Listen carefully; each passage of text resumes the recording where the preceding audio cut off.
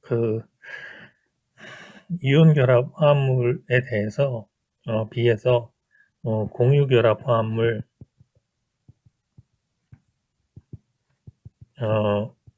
또는 분자 화합물이라고 부르는 것은 이온을 만들지 않기 때문에 이게 결합하는 그 원자 개수가 얘는 좀 불분명합니다. 여러 가지 그 결합이 가능한 거죠. 그러니까 이온 결합 같으면은 NA랑 CL이 결합하는 거는 반드시 요거밖에 없어요. 요거. 그 다음에 뭐 MgO 같은 경우는 요거밖에 없습니다. 물론 이제 전이금속이 되면 한 원자가 두 가지의 그 양이온 가능성을 가지고 있긴 한데 요거는 좀 예외로 한다면은 이온화합물 같은 경우는 이 화학식이 이온 전하 때문에 뭐 거의 정해져 있다고 봐도 좋습니다. 하지만 분자화합물 같은 경우는 이온을 만들지 않기 때문에 여러 가지 가능성이 있어요. 예를 들어서 질소랑 산소가 만나서 생기는 화합물 같은 경우는 뭐 NO도 있고 NO2도 있고 N2O도 있고 N2O4도 있고 뭐 N2O5도 있고 그렇습니다. 그러니까 분자화합물하고 이온화합물의 굉장히 다른 점이라고 한다면은 화학식이 예측 가능하냐? 그거는 양이온을 만들거나 음이온을 만들기 때문에 만든 그 이온 화합물 같은 경우는 그게 가능하지만 분자화합물 같은 경우는 그게 안 된다라는 거예요. 이온을 만들지 않으니까. 네, 그거를 일단 잘 기억을 하고요. 예, 명명법을 하죠.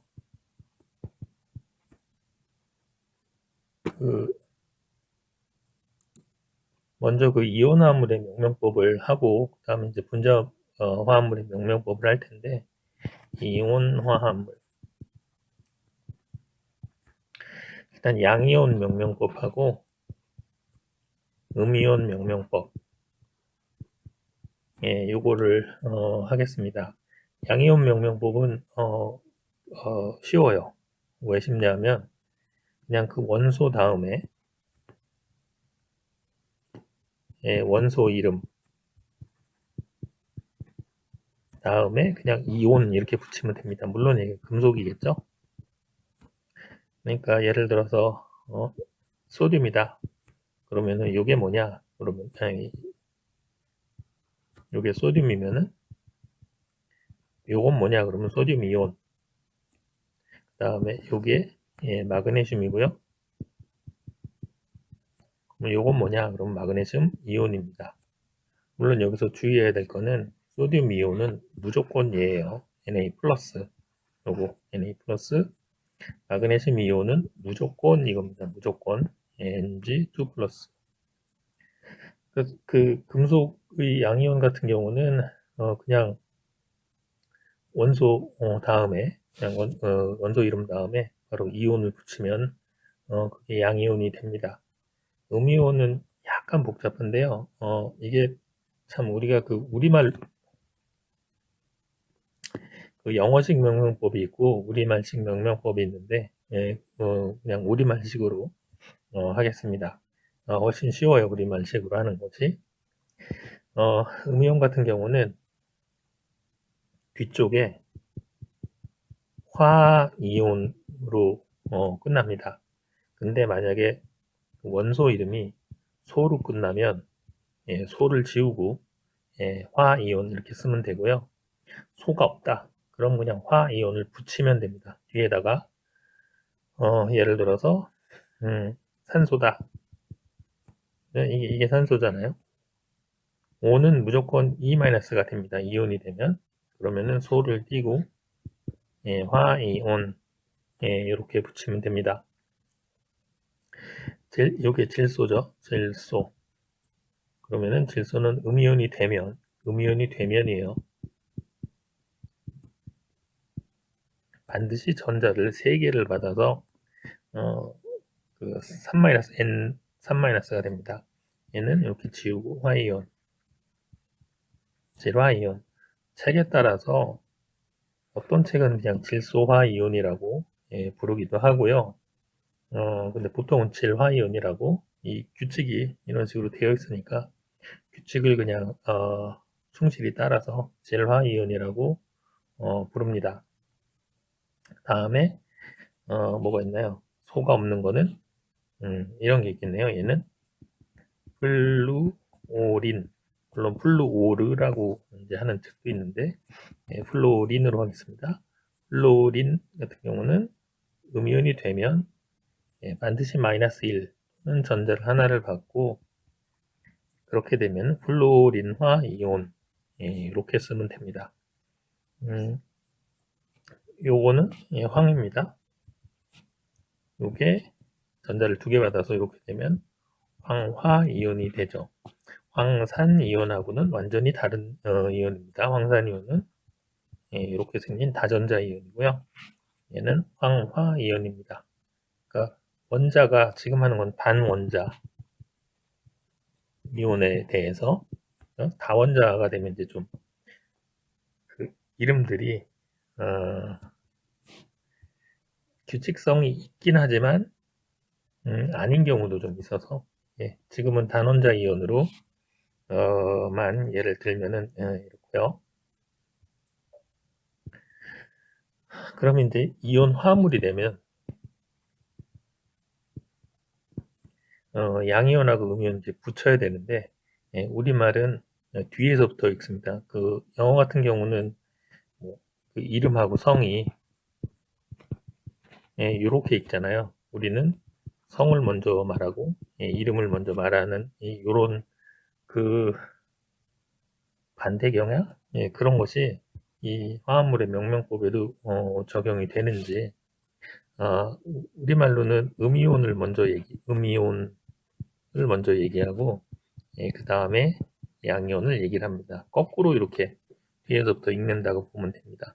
물론 이제 읽을 때는 이온이라는 걸 빼고 나머지 부분 고기만 읽습니다. 예를 들어서 이렇게 생기면 요거는 소듐 이온이죠.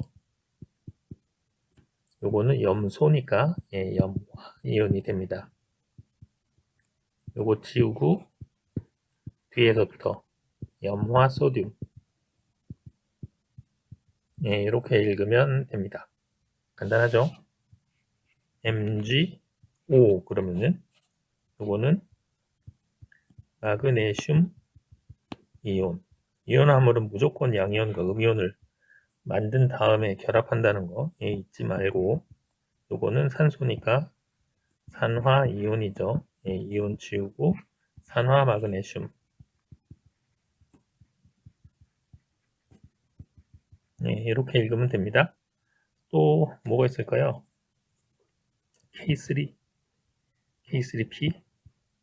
이렇게 쓰면은 이건 포타슘이고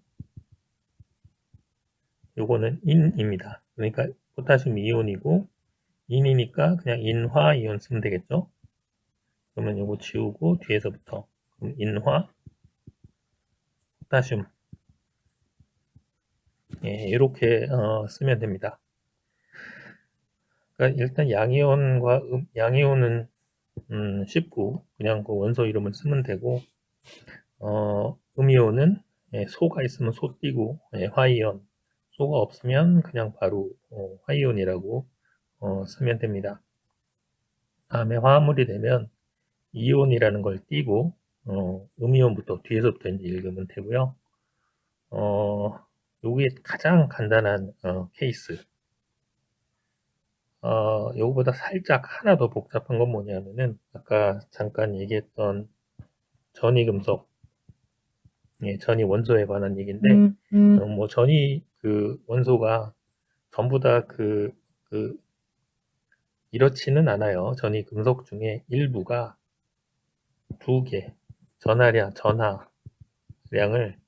2개를 가질 수가 있습니다. 그래서 구리 같은 경우는 이렇게 될 수도 있고, 전자를 하나 잃을 수도 있고, 2개 잃을 수도 있고 그렇습니다. 전이금속의 특징이 D블록에 전자가 있기 때문에 이런 현상이 발생합니다. 자세한 얘기는 나중에 다시 기회가 되면 하고요. 지금은 그냥 전이금속 중에 일부는 전하량을 2종류를 가질 수 있다라는 거. 일부는 금은 금이 AU거든요. 하나 또는 3개를 잃을 수가 있고요. 납 같은 경우는 2개 또는 4개를 잃을 수 있습니다. 이거 다 기억해야 되나요? 기억할 필요 없습니다. 지금 내가 만약에 문제를 낸다면은 구리는 전자를 하나 잃을 수도 있고 2 잃을 수도 있다. 이렇게 알려주고 명명하시오 이렇게 할 테니까 이걸 다 외울 필요는 없습니다. 니켈은 2 플러스 3 플러스 뭐 이런 거가 되고요. 철은 2 플러스 3 플러스, 크로뮴은 2 플러스 3 플러스, 코발트도 마찬가지입니다. 코발트 2 플러스 3 플러스. 그러면 요것들을 그냥 구리 이온이다 이렇게 부르면은 어떤 건지 모르잖아요. 그래서 그 구별을 해주기 위해서 전하량을 로마 숫자로 괄호 안에 표시를 해줍니다. 뭐냐면은 그냥 구리 이온이 아니고 얘 같은 경우는 플러스 1이니까 구리 1이온. 그죠? 얘 같은 경우는 뭐겠어요? 구리 2이온이 되겠죠? 요거는 철 2이온, 요거는 철 3이온, 요거는 납2 이온, 요거는 납4죠. 4는 이렇게 씁니다. IV처럼. 로마 숫자가 이런 식으로 쓰니까 이렇게 그 전하량을 명시를 해서 표현을 해주면 됩니다. 그럼 한번 해보죠. 이게 관용명도 있는데 우리는 굳이 그런 거기까지는 안 하겠습니다. 제1철, 제2철 이런 게 있는데 그거 하면 더 헷갈리니까. 그래서 만약에 어떤 화합물이 CuF2다 라고 하면은 얘 이름이 뭐냐 물어보겠죠. 그러면은 얘는 이온 화합물입니다. 제일 처음에 명명을 할 때 이게 이온 화합물인지 아니면은 분자 화합물인지를 먼저 그 구별을 해야 돼요. 그 다음에 이제 명명을 시작합니다. 구별하는 방법은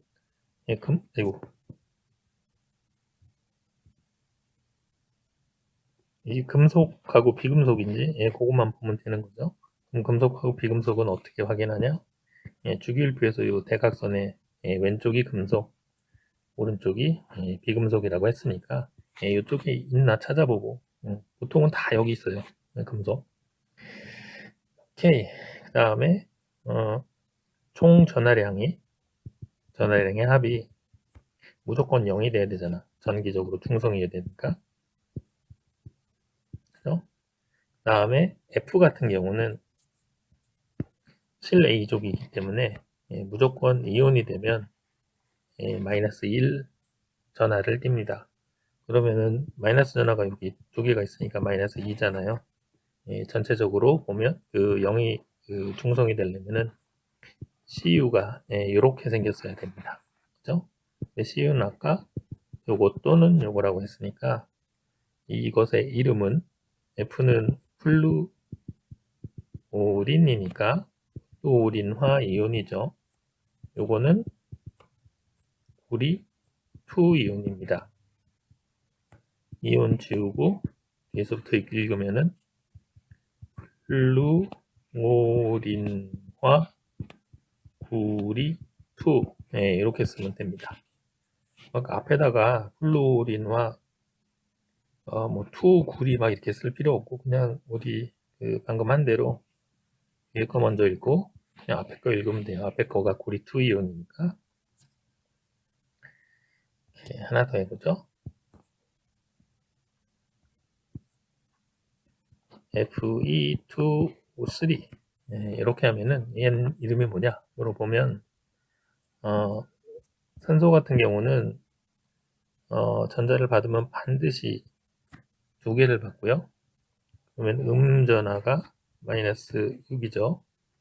그러면은 철이 두 개 있으니까 철은 반드시 이거여야 합니다. 그죠? 전체적으로 전기적으로 중성을 만들려면.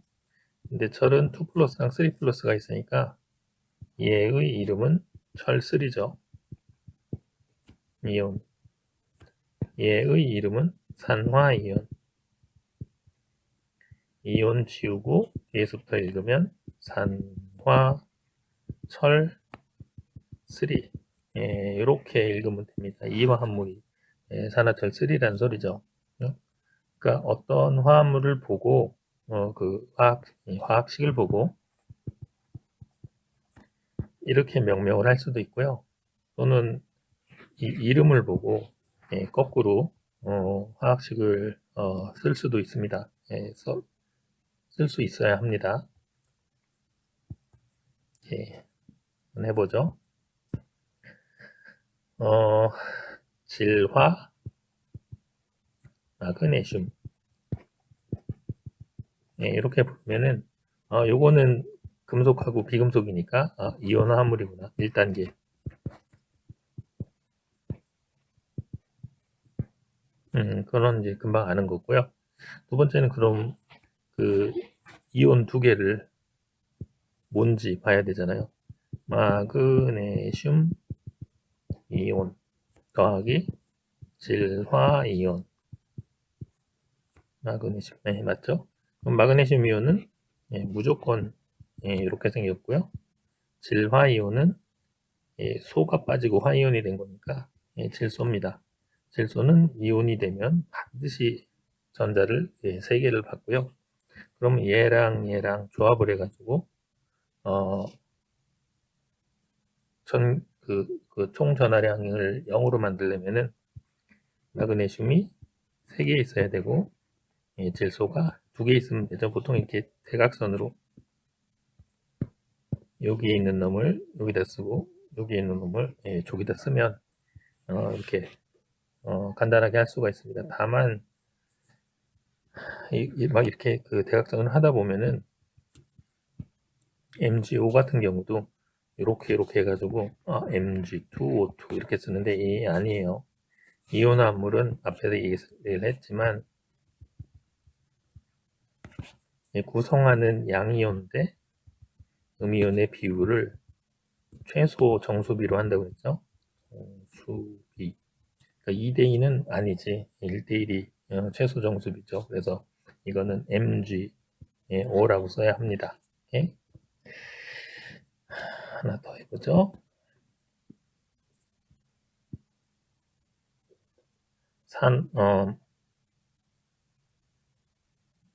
산화납포 해봅시다. 요거는 무조건 이온화물이죠. 얘는 금속이니까. 두 번째, 얘는 그 주기율표에 이쪽에 있는데 대각선의 밑에 있어가지고 이 위쪽으로는 비금속인데 여기 내려오면서 금속이 되는 그런 애들 중에 하나입니다. 산화납4라고 하면은 우리가 항상 이렇게 양이온부터 읽으니까 아니 저기 음이온부터 읽으니까 그 대신에 쓸 때는 화학식에서는 양이온 먼저 그 다음에 음이온 나중 이렇게 쓰는데 읽을 때는 음이온 먼저, 그 다음에 양이온 나중, 이렇게 읽죠. 그러니까 또 그렇게 씁시다. 양이온은 납포이온이고요. 음이온은 산화이온입니다. 납포니까 Pb 4 플러스이고, 산화이온은 산소에서 왔으니까 산소는 6A족이고 6A족은 전자를 받으면 반드시 2개만 받죠. 그러니까 요거랑으로 구성된 화합물인데 전기적으로 중성이 되려면 요게 2개가 있어야 되겠죠. 4대2니까 4랑 2니까 그래서 PbO2 요게 산화납4입니다. 할만하죠. 이게 그 규칙을 그대로 적용을 시키면은 그렇게까지 헷갈리지는 않습니다.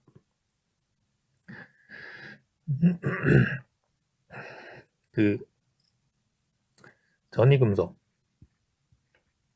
요거는 전하량을 2개 이상을 가질 수가 있으니까 그거를 좀 조심을 하고, 그 다음에 우리말식으로 하면은 음이온 먼저 읽고 양이온 양 이렇게 한다는 거고, 쓸 때는 화학식 쓸 때는 양이온 먼저 쓰고 음이온 먼저 나중에 쓴다는 거. 그래서 명명법과 화학식이 달라서 이제 다르다. 달라서 뭐 안 좋다라는 뜻이 아니고 그냥 다르다 또는 반대다. 그렇게만 기억을 하면은 어렵지는 않을 겁니다.